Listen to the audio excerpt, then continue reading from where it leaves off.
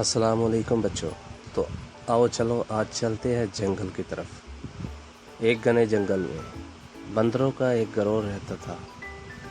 बंदरों का बादशाह बहुत अक्लमंद था। एक दिन उसने अपने गिरोह को इकट्ठे बुलाया।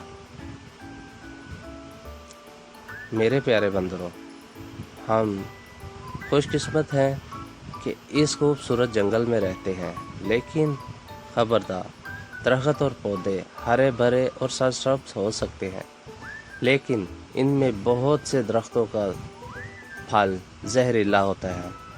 तालाब साफ चमकता हुआ पानी हो सकता है, लेकिन इनमें से एक में भूत रहता है। इसलिए पहले मुझसे पूछे बगैर कुछ ना खाओ और ना पियो। अगले दिन एक बंदर को प्यास लगी। उसे अपने बादशाह की बहुत याद आई और वो उससे बात करने के लिए चला गया।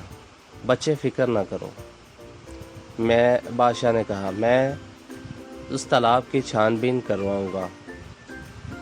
ये महफूज है या नहीं। जब वो तालाब के करीब पहुंचा तो उसने देखा कि बहुत बड़े बड़े कदम अंदर जाते हैं लेकिन बाहर नहीं आते हैं। उसने नतीजा अखज़ किया कि ये वो जगह है जहाँ भूत छुपा हुआ है। लिहाजा तमाम बंदर रोने लगे, इस फिक्र में कि वो पानी कैसे पिएंगे। बादशाह ने उन्हें तसल्ली दी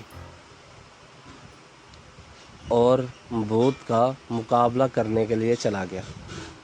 भूत ने कहका लगाया, तुम बड़े मकसे हुए हो बंदर बादशाह। अगर तुम्हारे बंदर तालाब में आए तो मैं इन्हें खा लूँगा।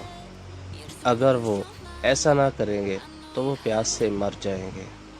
बादशाह ने सोचा कि इसका हल अब तलाश करना चाहिए।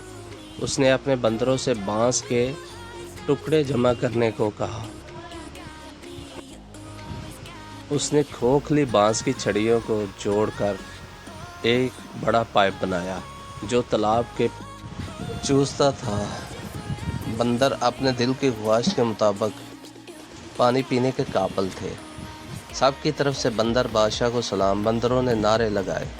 वो भूत जिसे बंदर बादशाह ने इस समझदारी से शिकस्त दी थी, वो लंबे चेहरे के साथ तालाब में वापस चला गया। जब चीज़ें मुश्किल हो लगें तो कभी हिम्मत नहीं हारनी चाहिए। बंदर बादशाह की तरह बासबर और होशियार रहना चाहिए। तो कैसी लगी आज की कहानी? इसी के साथ हमारे वीडियो को लाइक और चैनल को सब्सक्राइब